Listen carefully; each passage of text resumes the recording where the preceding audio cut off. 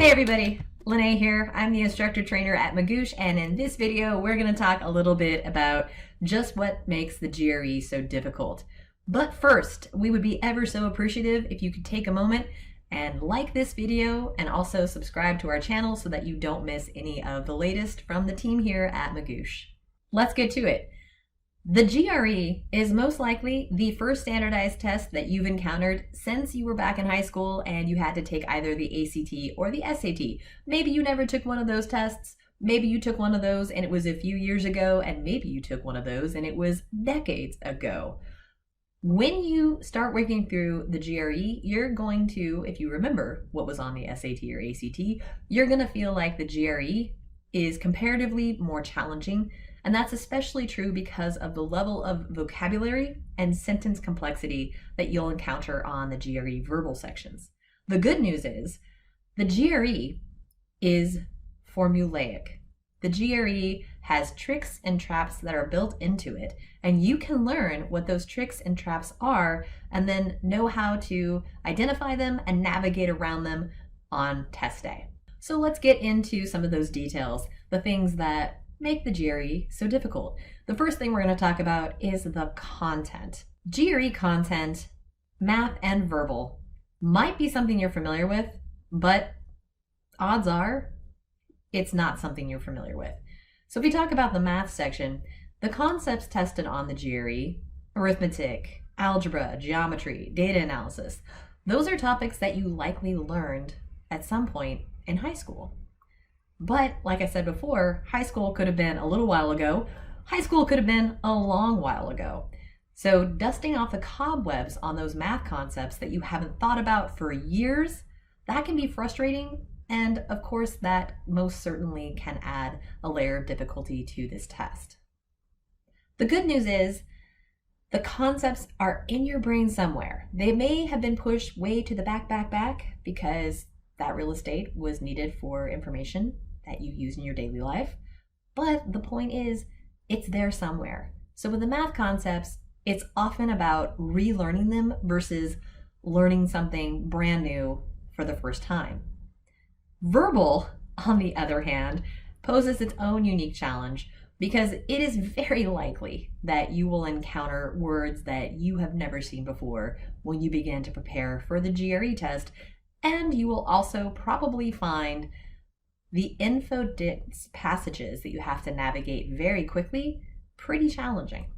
Even if you memorize many lists of frequent flyer GRE vocabulary words, the likelihood that you're going to run into a word on the GRE test that you've never seen before come test day is incredibly high. There is no way to anticipate exactly what the GRE is going to throw at us.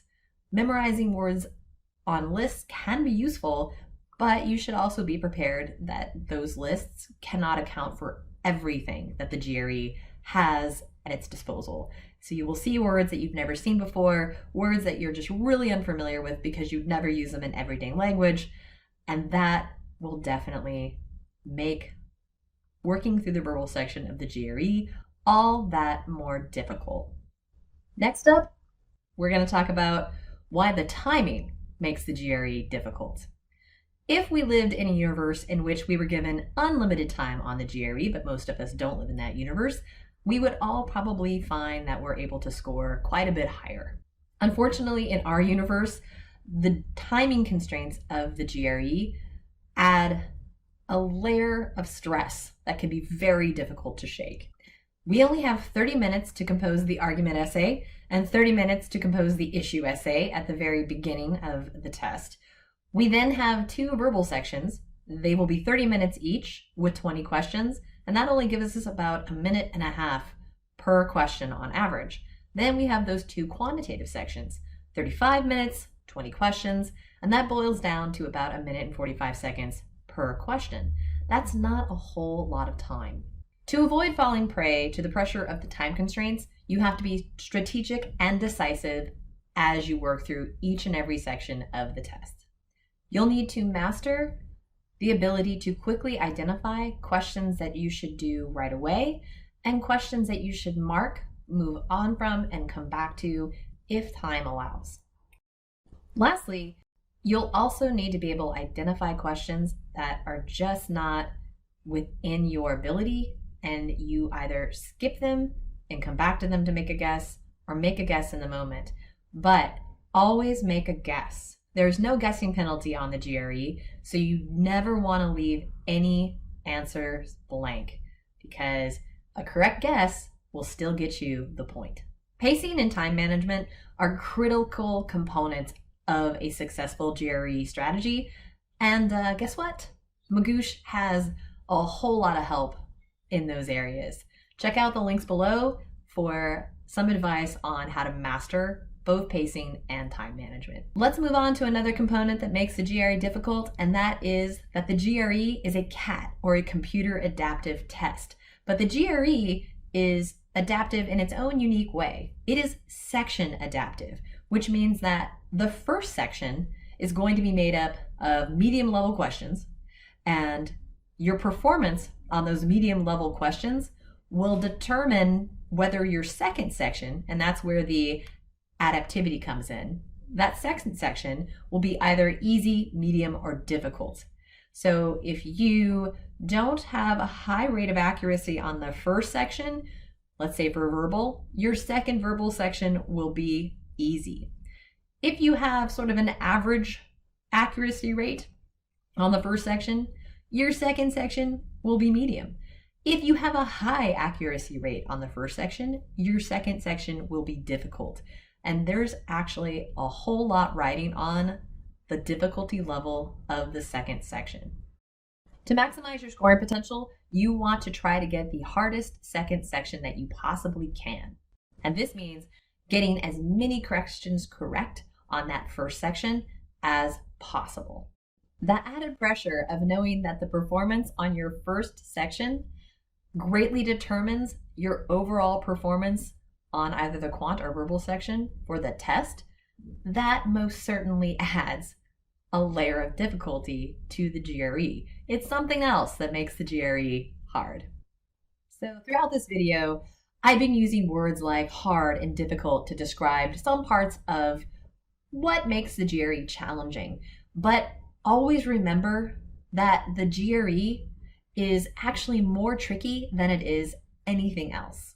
Thankfully, the GRE is a standardized test. The concepts tested do not change unless the test makers make changes, and if they're going to make changes to either the content or the structure of questions, then that information is always shared in advance. There is nothing that should pop up as completely new to you on test day. The GRE is like learning a foreign language. It has its own particular patterns and structures. The more fluent you are in the patterns and structures of the GRE, the better prepared you're going to be to navigate throughout the test on test day. You might be wondering how one acquires this high level of familiarity or fluency with the language of GRE, and Magoosh can absolutely help with that. We have oodles of resources to help you prepare to reach your target schools and hopefully gain admittance into your dream schools. Those resources include video lessons, live classes, homework assignments with practice questions, and those practice questions have detailed answers and explanations. And we also have tests-like practice tests, to name a few of the things that we have to help you prepare for the GRE test. As you know, I've linked some of the best resources that you can find in this video, and I highly encourage all of you to check those out. I'm sure that you'll find that if you use the resources that Magoosh provides for you to prepare for this test, the GRE will be nowhere near as hard as it seems.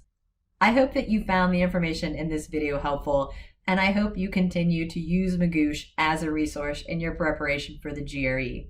For now, best of luck in all your studies, and we'll see you next time. Thanks, everybody.